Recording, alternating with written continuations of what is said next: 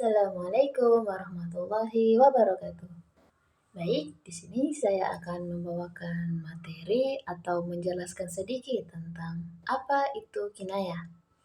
Sebelum lanjut, perkenalkan nama saya Fariza. Saya mahasiswi dari Universitas Al-Khairat Palu. Baik, teman-teman, sebelum kita masuk lebih dalam, tentunya kita harus mengetahui definisi dari kinayah.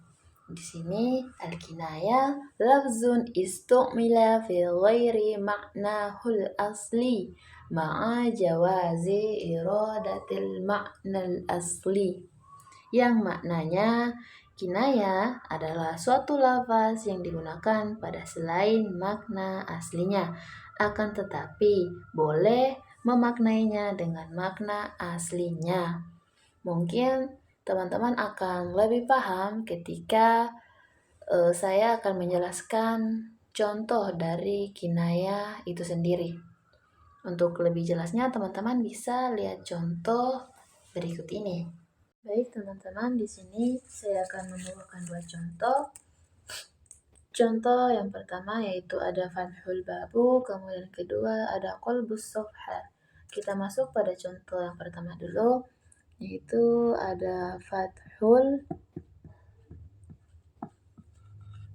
babu. Nah, kita kembali pada definisi kinayah sebelumnya, yaitu kinayah adalah suatu lafaz yang digunakan pada selain makna aslinya, akan tetapi boleh memaknainya dengan makna aslinya. Nah, kita lihat contoh berikut ini. Ada fathul babu yang artinya dia membuka pintu.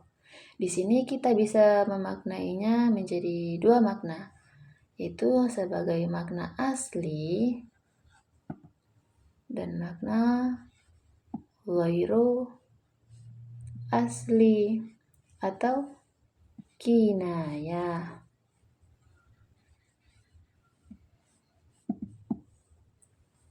Nah, dalam makna aslinya ini apa?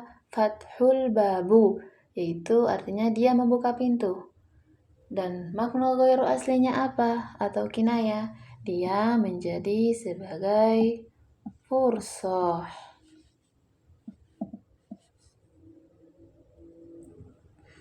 Nah, apabila kita menggunakan makna ghairu aslinya atau al-kinayah, maka dia bukan berarti fathul babu, akan tetapi dia sebagai fursah, yaitu peluang. Peluang di sini artinya peluang, dia membukakan peluang bagi seseorang. Nah, di sini apabila kita menggunakan makna ghairu aslinya, nah akan tetapi kalau kita menggunakan makna aslinya, dia bisa dimaknai sebagai dia membuka pintu. Karena di sini tidak ada korina yang menghalangi. Nah, di sini beda dengan majas. Nah, kalau majas kan dia ada korina yang menghalangi. Nah, di sini akan tetapi kalau kinayah tidak ada korina yang menghalangi dalam pemaknaan tersebut. Jadi dia bisa digunakan dua makna ini, sebagai makna asli ataupun sebagai makna ghairu asli atau kinayah, yang artinya sebagai fursah, bukan fathul babu lagi kalau menggunakan ghairu asli sebagai peluang kan. Teman-teman bisa lihat pada contoh yang satu lagi kalau teman-teman masih bingung ya. Contoh yang kedua tadi ada qalbus sofha.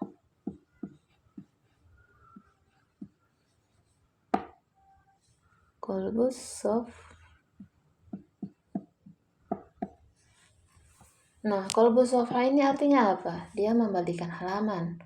Nah, di sini kita bisa memaknainya menjadi dua makna, yaitu seperti yang tadi, yaitu asli sama ghairu asli. Nah, makna aslinya apa? Qalbus sofha, dia membalikan halaman. Nah, iya, dia membalikan halaman.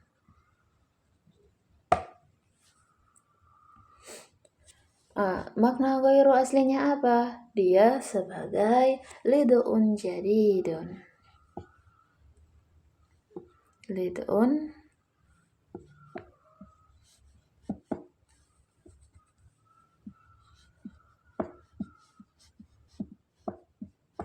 jadidun. Apabila kita memaknainya sebagai kinaya atau ghairu asli, maka dia bukan sebagai qalbus safha atau dia membalikan halaman. Tidak, dia menjadi lidun jadidun. Dia yang artinya di sini memberikan kesempatan baru. Dia membuka lembaran baru. Makna lidun jadidun itu dia membuka lembaran baru. Bukan sebagai qalbus safha apabila kita menggunakannya sebagai kinaya. Jadi kinaya ini berbeda dengan majas ya. Majas itu ada qarinah yang menghalangi dalam pemaknaan makna tersebut. Tetapi kalau kinaya tidak ada qarinah yang menghalangi, sehingganya dia bisa menggunakan dua makna. Makna asli dan sama ghairu asli.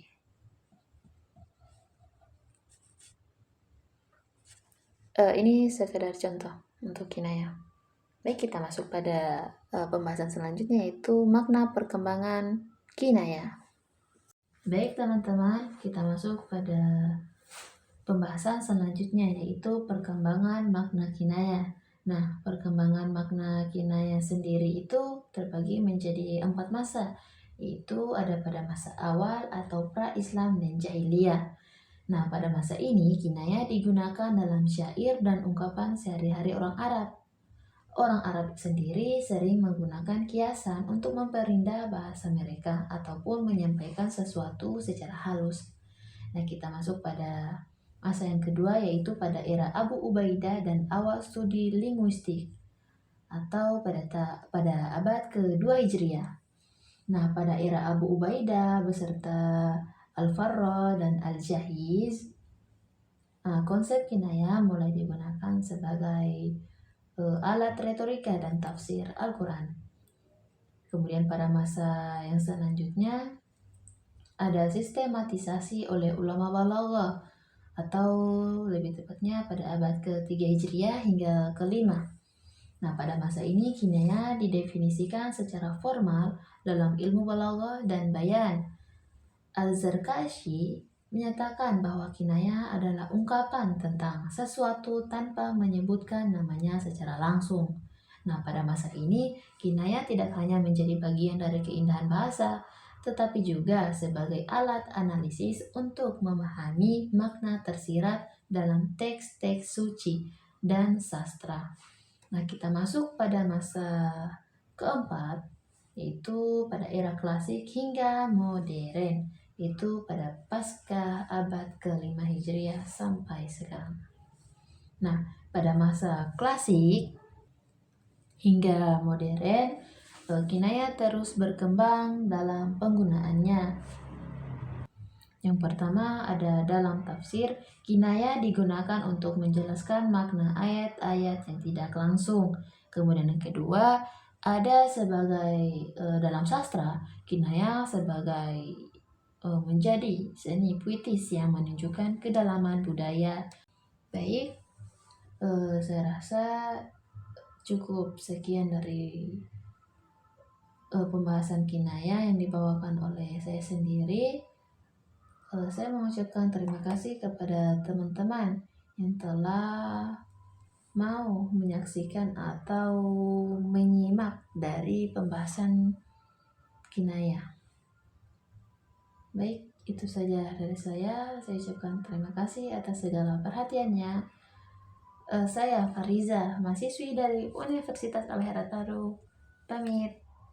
Wassalamualaikum.